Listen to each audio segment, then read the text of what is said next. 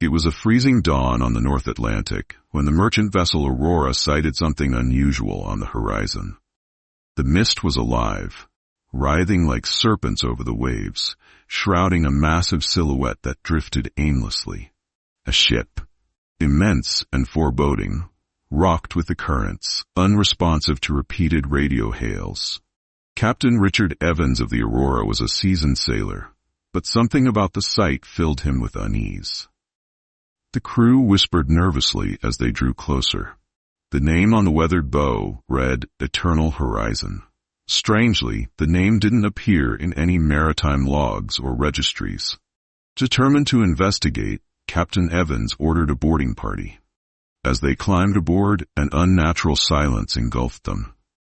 The deck was spotless, though the tattered sails hung limply from splintered masts. There were no signs of struggle or damage to the hull. It was as if the crew had simply vanished, leaving behind a ghostly tableau of abandonment. In the captain's cabin, Richard and his men found a leather-bound journal. Its pages were brittle, some torn, others stained with salt water. The writing, initially crisp and methodical, descended into chaotic scrawls. The first entries described a routine voyage.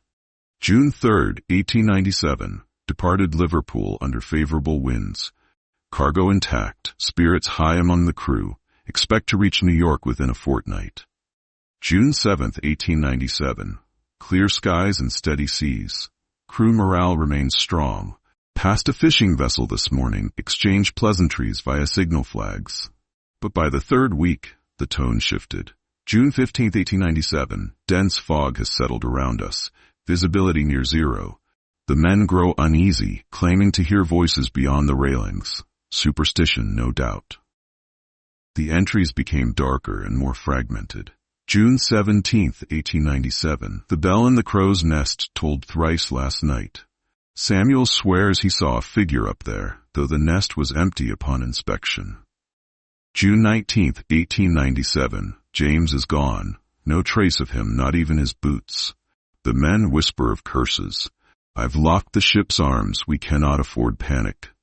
June 21, 1897, the fog doesn't lift. Food tastes of metal, and the water barrels stink of brine. The whispers come from all directions now, though none will admit to hearing them. Deeper within the eternal horizon, the boarding party found signs of a life abandoned in chaos. The dining hall's long oak table was set for a meal never eaten. Plates of bread had molded into gray clumps, cups still held a murky liquid. In the cargo hold, wooden crates lay undisturbed, their labels faded but intact. Whatever had happened, it had not been due to external forces. But it was in the lower decks that the real terror began to unfold. The walls were covered in crude carvings, symbols etched frantically into the wood. A single phrase was repeated over and over, "They come with the mist." The air grew colder as the party descended, and the sense of being watched became unbearable. One sailor claimed to hear faint footsteps behind them, though every time they turned, nothing was there. At the end of the narrow corridor, they found the ship's brig. Inside, a single manacle hung from the wall, rusted and broken. Beneath it lay a torn scrap of paper bearing the final entry of the captain's log. June 23, 1897. I am the last. The fog whispers my name. The crew is gone, taken one by one. I've locked myself here, but they will find me. They always do. If anyone finds this journal, turn back. Do not linger. The eternal horizon is no longer ours. It belongs to them. Terrified, Captain Evans's boarding party fled the eternal horizon, bringing the journal with them. As soon as they returned to the Aurora, the mist began to recede, as if unwilling to follow them. But the terror didn't end there. That night, strange phenomena plagued the crew.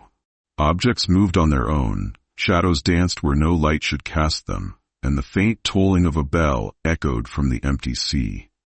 The journal itself seemed to breathe, its pages curling and uncurling as if alive.